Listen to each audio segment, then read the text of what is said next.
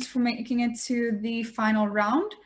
On the motion that assuming the technology exists to do so safely, this House would allow individuals to selectively erase memories. I now welcome Jason, the Prime Minister, to open the government case. Here.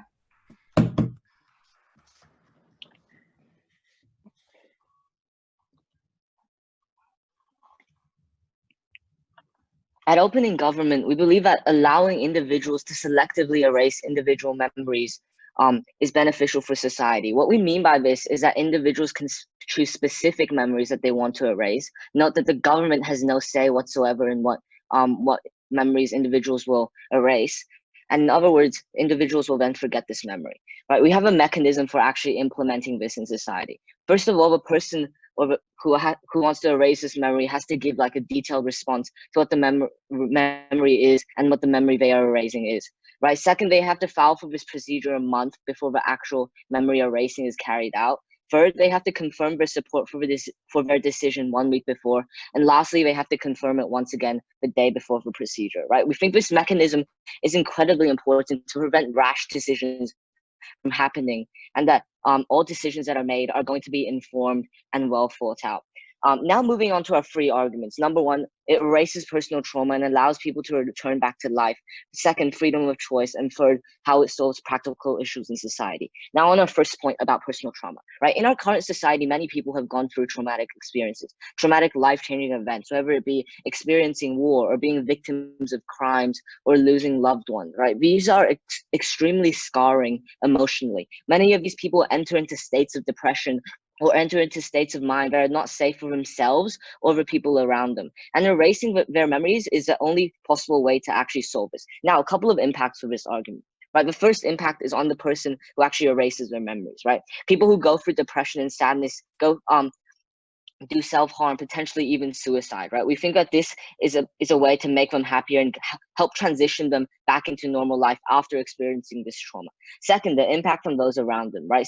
Many of these people have families, right, who rely on them for support, emotionally as well as financially, right? Many people also take out their pain on other people, for example, murdering others or beating up those around them. We think that this takes away the potential harm to the people around them. Now for the impact on society, we think that generally having more happy people in society is incredibly important, leads to more helpful people in society, happier, better service, happier people in general. And fourth, economically speaking, we think happier people means happier and more productive workers, right? And there are many studies linking happiness to productivity in the workplace, and we think that having this memory erasing medicine is incredibly has many positive impacts for the economy. Now on to our second point about freedom of choice. The important thing to understand here is that while it is them making the decision, it's not something that we can just let them suddenly choose to do, right? There is an intensive procedure to prevent like rash choices from happening, which is in the mechanism that we've outlined earlier in this case. But on the point of freedom, we think morally speaking, there should be no restrictions on what people are allowed to do, unless of course, like the outcomes could result in societal harm. For example, we're not going to let them suddenly erase memories of the law, right? We think that's something that we have to control. We can't let them cause societal harm, but we think other than that, people are free to choose exactly what they do. Right? To say that we are going to stop these people from controlling their own memories is like saying that the government should now be allowed to control all thought or all discourse in society, something that's morally unacceptable. So we think that there is actually a moral burden on the government to provide this technology to people who want to need it.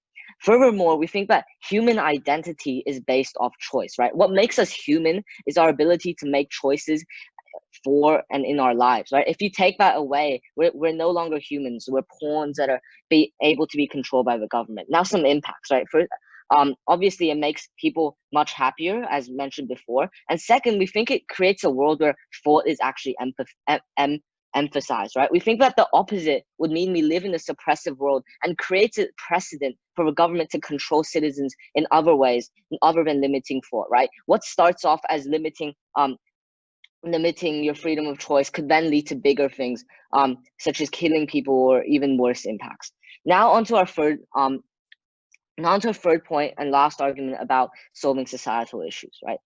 We think that all conflicts going on in the world or on a smaller scale, even at home, can be solved by erasing these memories, right? Many things that happen that cause us so many pain are sadly irreversible, but this provides us a way to actually reverse this, right? The benefits of history and in society is the benefit of hindsight, right? The ability for us to actually look back and reflect on what was wrong. And we think that with this medicine, rather than being spectators looking at past mistakes and regretting it, we can actually change what went wrong, paving a way for a better society. For example, you could erase memories of divorced parents, getting them back together, making them happier, not having them endure the traumas of divorce. It also has positive impacts on children as well, who then actually get to live happy lives, right? We could also use this in cases such as war, which kill millions of people, and we could use this to prevent wars, right? It could also end mental depression, which causes thousands of suicide. It could end hate that people have for each other, which then results in murders, right? In short, this technology saves and repairs lives of people that are in society. To summarize, we've told you today the mechanism we're going to implement to stop rash decisions. We've told you how it erases traumatic experiences, the impacts of that. We've told you why freedom of choice is so important. And lastly, we've told you how it can be used practically to solve societal issues. Thank you very much to the Prime Minister for that speech. Now can we please have the Leader of the Opposition to open the opposition case? That would be Baron, here.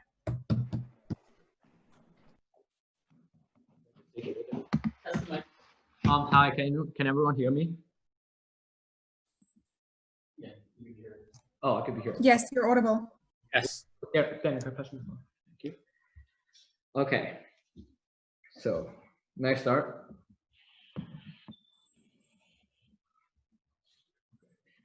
Honorable speakers, our stance today is simple. First of all, we will not introduce the technology to the citizens, and instead, we would rather encourage them to go to therapy and go to therapeutic sessions. We think that this is way more beneficial than just plainly erasing their memory, because we actually lessen the harm of the memory that impacts them. But second of all, they're still remembering it, which means that they're still able to learn from that memory and they're still able to change society. I'll talk about that more in our arguments. And secondly, the goal in today's debate should be about which team can better solve conflicts in society and solve problems for the people. With that in mind, I'll do some rebuttals for the Prime Minister. Firstly, he says that many memories are extremely scarring mentally, and erasing the memory is the only way to solve this. Two responses to this. First of all, there are many therapeutic experiences that these individuals can go to, which I've already explained earlier why that's better than erasing the memory. But secondly, we are willing to bite the bullet and say that sure, some people may be harmed and scarred, but we are willing to take the utilitarian case and say that with these memories, we are able to change society for the better. But Prime Minister's second argument is that people should have the choice to do this because it does not harm society. However, if you take our case, we're able to prove to you how you can lessen the damage of the memories while also being able to cause change. I'll also explain later why the government is able to restrict this choice, as this choice essentially can actually harm society in a negative way. So lastly, he says that human identity is based on choice. We disagree. We think that the human identity is based on memories, since memories influence your every action today, which leads me to my first argument about how we think that memories define who you are and you learn from your memories. Intrinsically, memory defines who you are because of all your actions depend on your past. If you had a traumatic near-death experience, then life would ultimately be more precious to you, as you know that life can be taken away any second. We think that traumatic memories especially define who you are, as the more traumatic it is, the more memorable it is, meaning that you will remember these traumatic memories the most. We think this is good because traumatic memories are bad, which means that in your life, you will refer to them when you are in similar situation and do something different. Ultimately, the thing that allows you to learn the most is from past mistakes. And if you erase your memory for everything, then that means you will make that mistake again and again and again. And we do not support that. Our side wants people essentially to learn from their mistakes, and we are able to achieve that through not allowing people to erase their memory.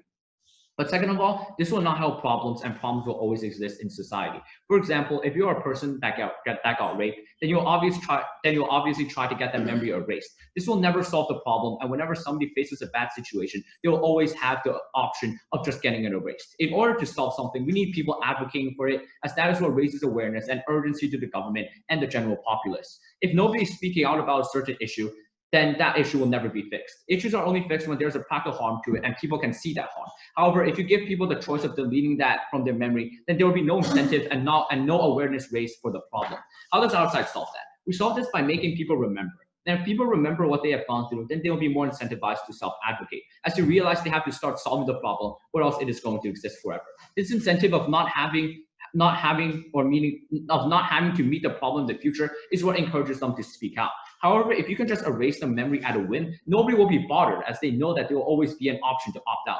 This would also encourage rapists and people like that to act, as they know that their victims will always erase the memory other than advocating for themselves. So only on our side can we actually solve problems that occur in society. So we think that we definitely win the clash on which side is better for the societal level. But my third argument will be talking about why the government is actually justified to take that choice away from the people.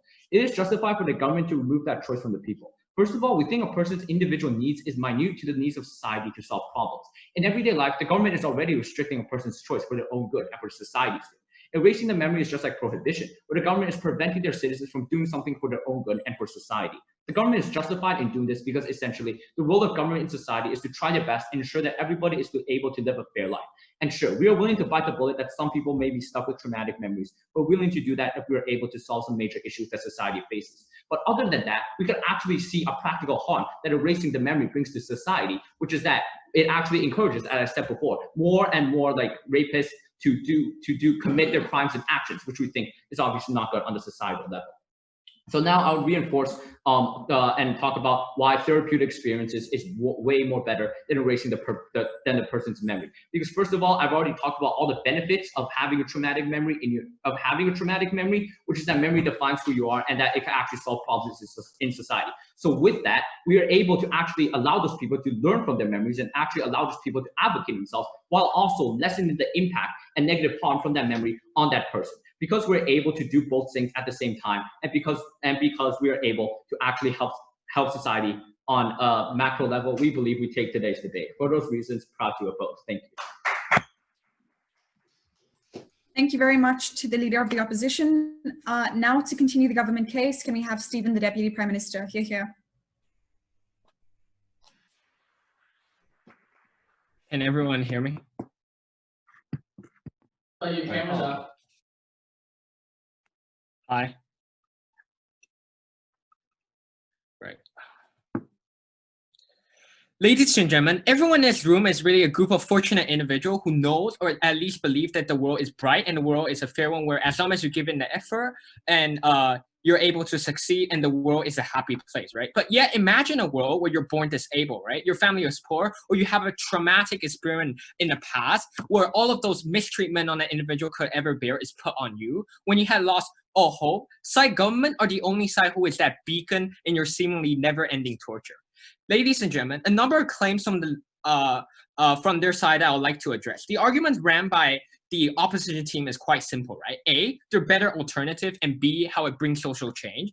Well, a few responses I would like to give, while others will be integrated into my extension. First, the argument on better alternative, right? First of all, I do not see that as a valid argument. All they're saying that there's another way of helping people dealing with traumatic experience, right? But it's only on our side who have told you that how only by erasing memory can you actually diminish all of the possible negative effects that you have in case of that traumatic experience. So in that case, we still think that our side are giving you the better alternative, right? But next, first of all, we don't think that it is okay for the government to treat people as the end of mean and force them to live through those memories. Because look, I get what they are trying to argue, right? They want to send a message of how you should not escape from the problem. Confront your past. But let's take a step back, right? Step back from the glorification of fighting, right? Looking at some cases, it is okay for you to, we need to appreciate that in some cases, it is okay for you to give up, right? Stop fighting. Sure, it might sound like you're scared, but look, you are the one who are suffering that pain of that struggle. You're the one who is suffering from that traumatic experience, and you're the one who might suffer from the realization that you might not have the life that you always wanted, right? Government is not the one who are suffering from that pain. Government is not the one who realized that pain. It's only you and you only who are bearing that pain you had in your past, right? Note that this cannot simply be interpreted by a fancy way of justifying like fancy no, thank you, fancy way of escaping problem. No, it's not. Instead, government side propose you a world where the message instead that we appreciate that you want to fight one, but if all hope is lost, we still appreciate the fact that you're willing to make the choice to escape your memory and escape from that torture that you have been living in with your past, right? Finally, we think that dignity holds a key, which is my extension, that dignity holds a key to life and should always be upheld, right? Why is it the case? Let's imagine an outcome which you think it is good, right? Know how in all those situations, a common ground they had is that a human being has identified it as something that is good and will it as a good thing, right? The conclusion we should pull from this little crash course I just gave you is that, look, the goodness of a thing is not decided by the fact that it's desired, but most importantly, something from human dignity, human autonomy. In other words, pleasure is only good if it's given human dignity and autonomy. This means that it will never make sense to ignore human dignity and autonomy over some utilitarian benefit which the opposition have been clinging on. But also we say that even if it's the case, we think that's a fake, we think it's an invalid portrayal of how the government really works like, right? Because because first of all, human already uphold life of others. That's why we see people willing to stay in hospital saving life and fire officer working straight into harm's way to save civilians, right? Human action are never dictated by the fact that we quantify life, because there's no way we can quantify life, because we treat life as the fact that we never view human life as a mean to an end. Lives can never be quantified. They are priceless, no thank you, and should never be treated as a tool to achieve a certain goal. That's why we never treat human as a storage of organ or simply units of production of country. And in that case, we think that it is should also not be viewed them as tool of social progress and social movement. Because that's the case, and that's why government will not kill poor people. Because if you buy an opposition portrayal that government are all a group of people that's utilitarian, want to create the most amount of good for the most amount of people, they can easily, kill off the old people, right? Kill off the disadvantaged people. Why? Because they're not creating money for the society, right? But the fact that they don't do that means that government still see that we cannot always quantify life. We cannot always view human as simple tool to our society. But because of that, we need to respect human life and respect the life they had and respect the choices they make. So I think that is something that needs to be urgently answered by the opposition side, because without that answering, I think that they should automatically lose this debate, because we are the only side who are defending what society and government are really protecting throughout human history. All those reasons above, so proud to propose. Thank you very much to the Deputy Prime Minister. Now to conclude the opening half of the debate, Daniel, the Deputy Leader of the Opposition. Here. Can people hear me? Yeah. Yep. Let's do this. 3, 2, 1. Start. Honorable speakers, the fatal flaw with the opening government case is the example that erasing a memory of being raped does not actually make the rapist disappear. Similarly, erasing all memories of trauma does not make the societal experience of trauma disappear completely. We think that the opening government case is not a case that we're willing to support because they fail to solve the burden of actually making society better. Before I move on to my two arguments, a few rebuttals to the government case, right? First of all, they bring us two main arguments. One about how do we maximize happiness in society, and second of all, how we need to create a solvency of trauma within society, right? First of all, happiness. They give us the example of saying, oh, if I erase my memories of this traumatic event, I'll be more happy. I'll be more happy because I no longer have the recollection of these things that made my life really bad, right? We think that the happiness that the proposition side tries to justify fails to work. Why, right? First of all, we think that happiness without the experience of pain is meaningless, right? If I never know what it feels like to be sad, I don't know the importance and the value of happiness. I think my partner Baron has already extremely stressed this, right? We think that happiness can only exist when people feel trauma. But second of all, right, we think that the very nature of these traumatic experiences themselves allow us to grow as a person, right? We think that without these experiences, we as humans are no longer capable of deciding what is good for us and what is not, because we're only guided by these experiences that we keep, right? Second of all, they give us the argument of how we need to solve trauma within individuals, and individuals should have the freedom to control their own memories, right? First of all, I'd like to point out that my partner's already proven to you how important it is to have your own memories so that you can grow as a person, right? If I lose a debating tournament, I'm better off, Enough information. losing the debate tournament. Therefore, I can learn to become a better debater rather than erasing a memory of the tournament itself, right? Similarly, all examples of trauma, with all examples of negative experiences, we think it's extremely important for individuals to grow from that experience, not only to help themselves, but to help society as large. I will explain that in my argument.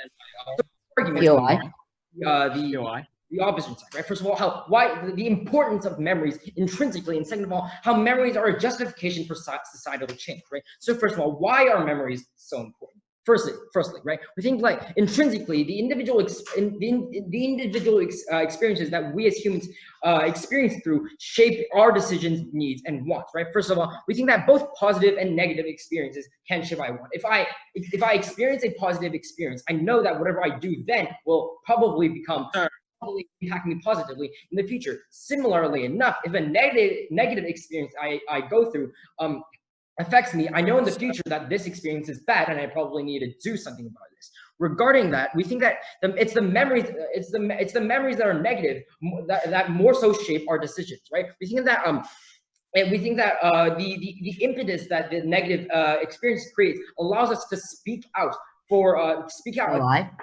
experiences that we experience, right? Second of all, we think that memories define how we act and what we advocate for. What we think the premise of the opening government case proposes actually looks like is not just everybody is happy days and there's no more trauma, right? We think that understand that although that may be the case and people individually may feel more content with themselves, I've already proven to you that happiness is not actually genuine. Right? We think that society at large evolves into this premise in which negative events still occur. People still get raped. People still experience near-death experiences. Or people still face abuse. No, thank you. We think that the premise here is that all these experiences will still happen, but nobody will do anything about it. Right? We think that the opposition does not create solvency in removing said events. We think that they don't actually solve the burden they prove on their side. Rather, what we see happens on the opposition case is that nothing is being done. And even more so, like my partner said, people who perpetrate these traumatic experiences might manipulate the fact that all these people will want to use the memory erasing technology, ultimately removing all society's chance of solving any issue. What this results in is that individuals maybe is happy, but society at large is not.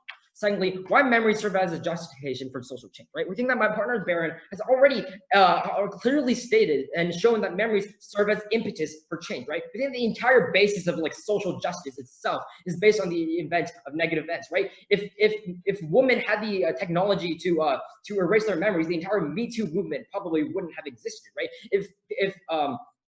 If African American people did not have the recollection of trauma in the past, we don't think people would speak out against the issues in the status quo, right? Second, we think that the very nature of societal change is the experience of negative events. Therefore, we think that when opening government creates a society, we ultimately devolve into mindless and falsely content robots. For these reasons, to propose. That's time.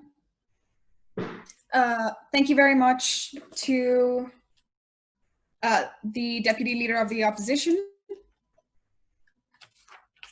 Now to provide the government extension, can we please have Eric? Okay. Here. Starting in 3, 2. Sorry, your sound is a little bit soft. I'm going to turn up my volume. Okay. Can you try speaking? Yeah. Okay, that's perfect. My timer will start in 3, 2, 1. Today's opening house is problematic, right? OG doesn't provide a mechanism of how they will help tax the perpetrators of these traumatic experiences, which is a huge missing link in their case. And OO has failed to realize that in the real world, in the status quo, there's always going to be an activist that helps provide for these movements. There's always going to be somebody who's willing to stand up. But the thing is, trauma sometimes is too big for some individuals, and that they have to erase those memories. So today I'll be doing two things. One, I will be extending on on the government side's case, and secondly, I'll rebut opening opposition. Starting with the rebuttals. Opposition told us today that memories define who we are, that we learn lessons from these experiences, and it really truly is what we are. We say, sure, even if it is who they are, no thank you. We think that these experiences, even though it might be who you are, you can always choose to change who you are, right? You can always choose to erase your memory. You can always choose to do so.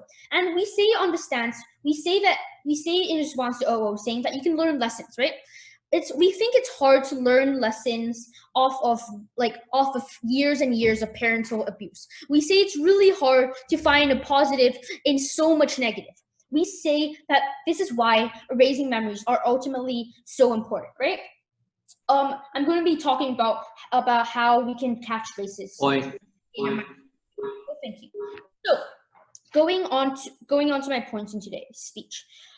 We think that if a person thinks they're strong enough to contain these memories of traumatic experiences, we think that they will choose the therapy route. We think that if they want to take a stand for themselves, they will choose the therapy route. And we see that as this one of the huge missing links in OG's case, because they failed to prove why, how many people will choose this method and how many people won't, right? We see that this also responds to OO saying that that there's not going to be activists standing up for themselves in the end of the day, right?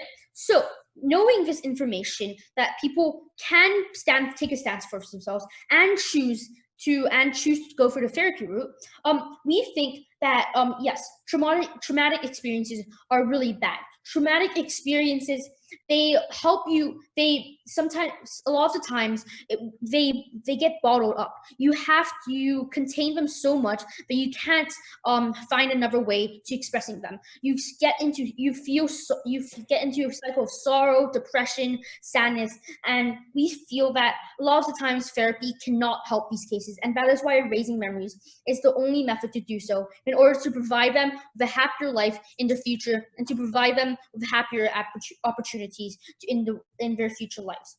We think that in order to help to help catch these rapists and to fight these abusers that OO would like us to respond to, we think that the model explains itself, right? OG failed to point this out, but in the model they have a 1 month period to they have to write down what memory in depth, what memory they're gonna erase and all the details of it, right? So for say, if you are a rape victim, you get to actively tell the story of how you got raped and the details of that. And secondly, you also get to call out, no thank you. It's out of time. You also get to call out your abuser and your rapist without having go to the public hellscape that it is, right? You don't have to deal with so many pressures, so many societal anxiety, that because of the fact that you're going through court, you're going through a controversial case, and that you can and so this way you can safely call out your abuser, right? We think that there are people in the world that don't want to. We also think that there are people in the world that innately don't want to call out their abuser because they're scared. They don't want to relive the experiences that they did before. In this case, we see that they are not only removing their memory from so that they can have a happier life, they also call out their abuser, and that is why we think that in the end of the day, CG is the one that truly provided you the mechanism and the links and gave a extension and responded to all of OO's points. And that is why, in the end of the day, CG wins today's debate. Thank you very much to the government member for that fine speech. Now to bring the opposition extension, can we have Clement. Is that the correct name? That's correct. That's correct. Great. Whenever you're ready. Can you guys hear me? Okay, my time starts now.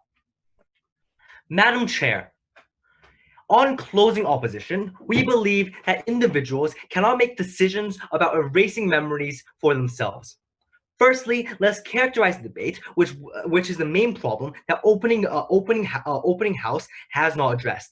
Firstly, who are the people who will choose to erase memories? These people are those who have suffered traumatic events such as grief, PTSD, and other events. One clarification in this debate. We believe on opposition bench that those people who are suffering memories that actively hurt their health or may cause serious damage to their future life can be encouraged to erase those memories on opposition side without violating this motion. We believe that governments are the ones making these decisions, and governments are able to make decisions in benefit to these individuals whose health will be damaged.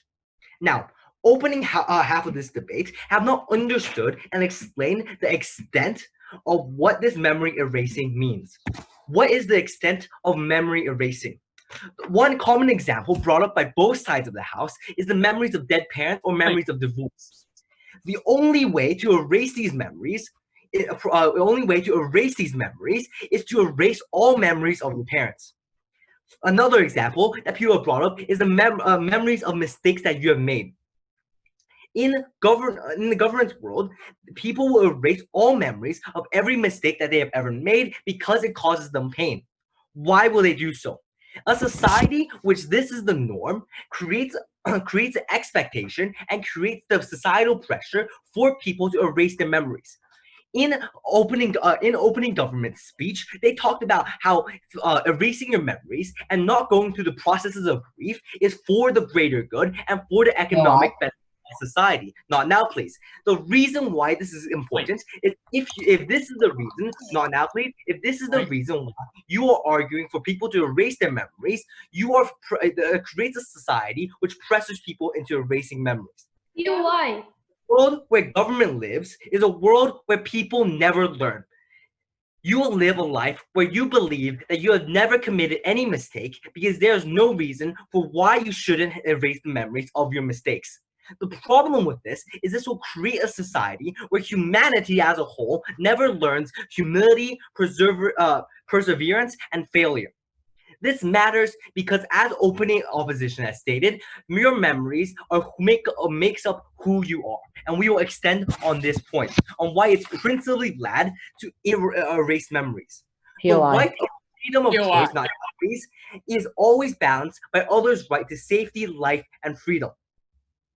But other than the cases will cause health issues, memories should not be erased. Memories are a key part in who we are as humans. Every mistake, every challenges provides experience and provides lessons that allow you to improve.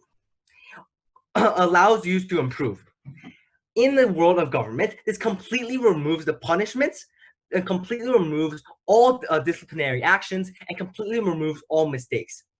Why is this bad? Why is this uniquely bad, and why has opening opposition not provided enough information? Yes? In both worlds, rapists are going to be punished anyway. Why do you think it is okay to force people to have a memory of what rape feels like, right? What does the man or woman learn by feeling what it feels like to get raped? Okay, let's take that example. Look at how opposite side has provided examples of abuse, provided examples of rape. When this happens, in the cases where these are traumatic events that will cause you to be into chronic depression or something like that, the reason why it is important to preserve these memories is it allows you to reflect on these memories and allows you to improve yourself and allows you to have an urge and desire to improve society. When this happens, society improves as a whole. Now, let's take your example of the rapist who will be punished. For example, an ex-convict can choose to erase their memories of regret, of murder, of the punishment that they have received. This completely removes the purpose and need for punishment and any lesson taught, and it reflects on society as a whole. Why? As a whole, not now, please. It's out of order. And out of order. In the end, this debate boils down to one simple fact on why why humanity must be preserved and our humanity must be preserved. The human traits, which the human condition is a condition where there is pain, where there is suffering. However, it is also a world where you're able to learn from those mistakes, where you're able to learn humility because you have suffered mistakes and know that you aren't perfect. It is a world where you're able to learn perseverance because you have been able to, you failed and failed and failed and failed until you succeed. A world on government bench is a world with no incentives to improve, and the arguments that they provide treat humans as machines that only benefit the economy and nothing else. This is why I'm never proud to oppose. Thank you, speakers and judges. Thank you very much to that speaker. Now, to conclude the government bench's case, can we have Phoebe, the government whip, to present the whip speech? Here.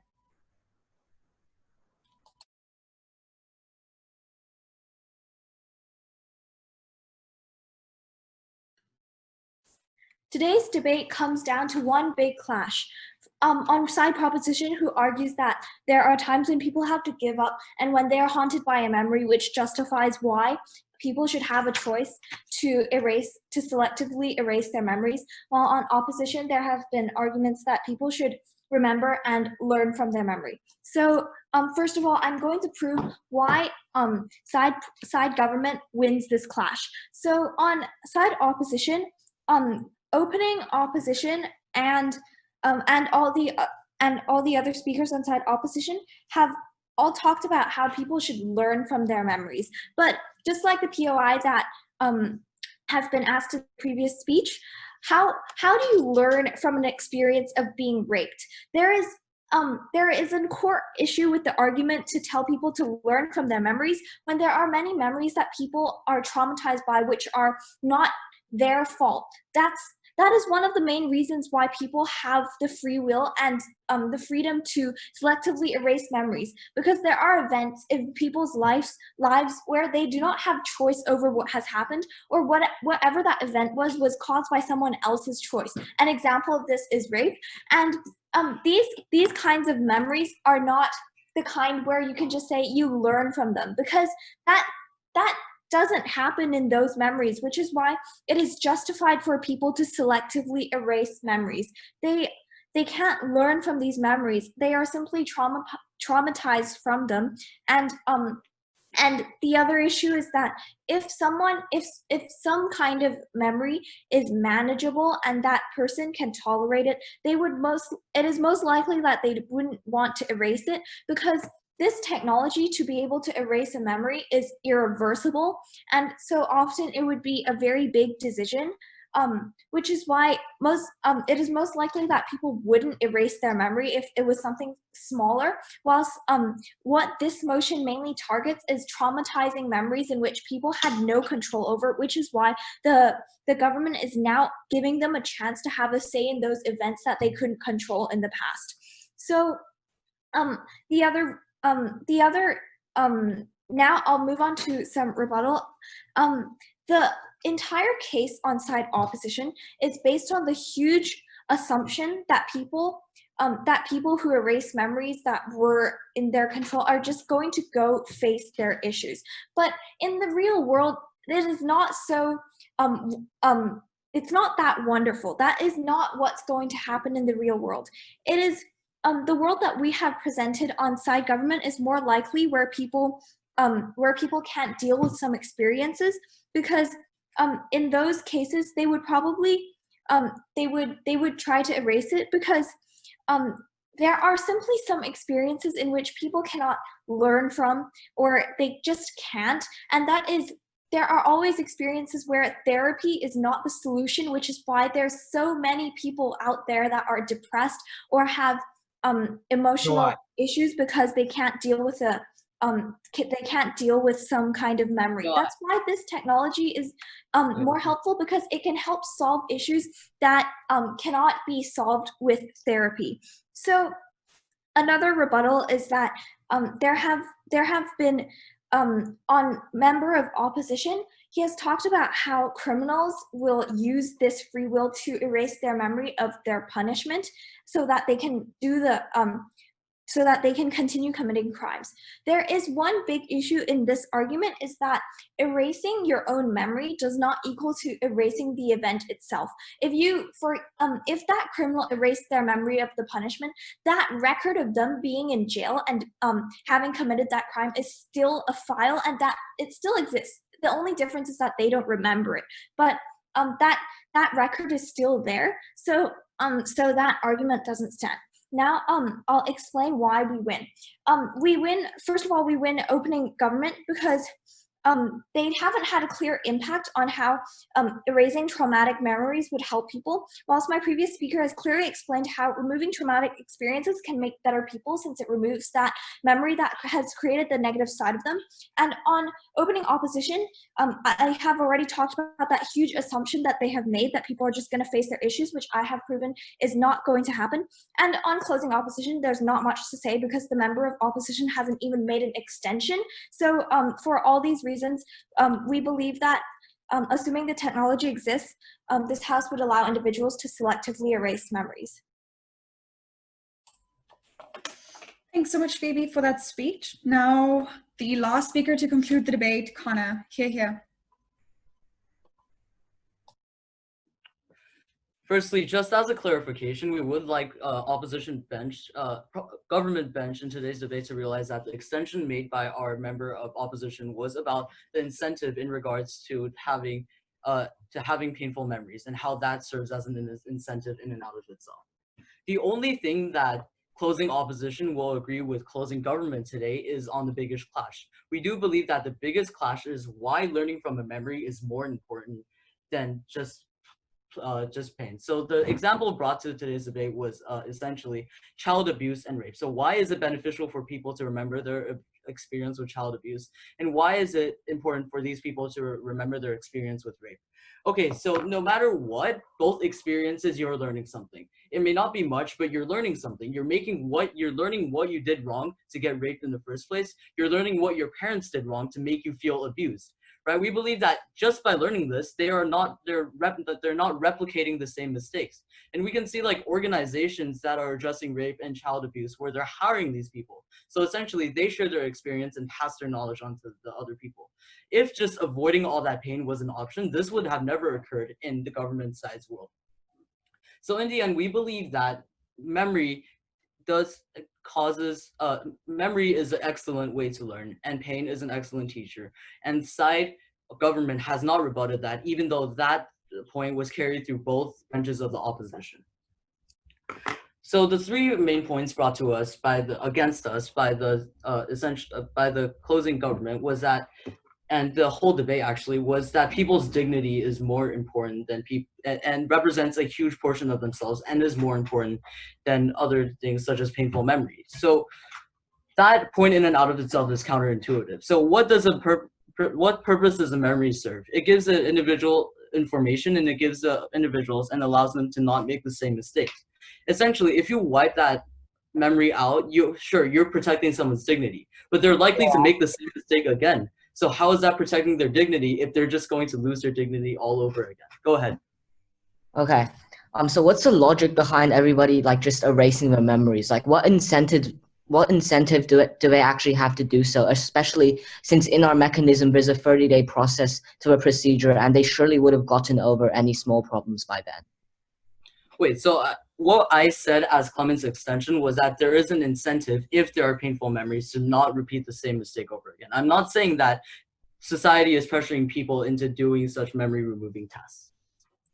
Another point essentially brought by the opponents was was how grieving parents and how people are in grief from their parents passing away. So we believe that it is a crime against humanity for a government and for society to pressure an individual into erasing every single memory of their parents. That is perfectly unethical, and that is essentially supporting our case, because erasing two people's memories within the person is highly unethical in the first place. We believe that both teams have conceded to this. Now, as I'll just talk about exclusive benefits to side opposition and why closing opposition takes today's debate. So the two main benefits exclusive to opposition is we allow more people to reflect. Reflection is very important. It allows people to not make the same mistake over and over again. This is a point unrebutted by the opponents. They think that wiping a memory just allows them short-term happiness, and essentially that we do not believe is worth it because they're likely to make the same mistake again. And secondly, the benefits to opposition is that we can allow individuals to understand their past, and essentially that's exclusive because the opponents are supporting a world where the past is taken away. So why does closing government win over opening, opposition win over opening opposition? Because like our extension speaker stated, memories serve as an incentive. So if a memory was very painful, if let's say you almost run into a car because you're looking at your phone while you're crossing the sidewalk, you're not likely to make that again. Even though that's not traumatic, that's just a smaller scale example in comparison to what the opponents are saying.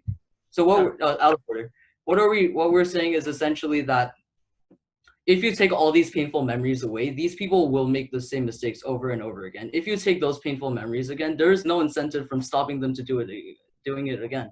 If a person gets fired from their job and they get demoted and their income falls below the poverty line, they're very traumatized. And if they erase it, they will not remember how they got there in the first place. And if they don't remember how they got there in the first place, if they somehow do return back to a normal life status, then they will make the same mistakes again.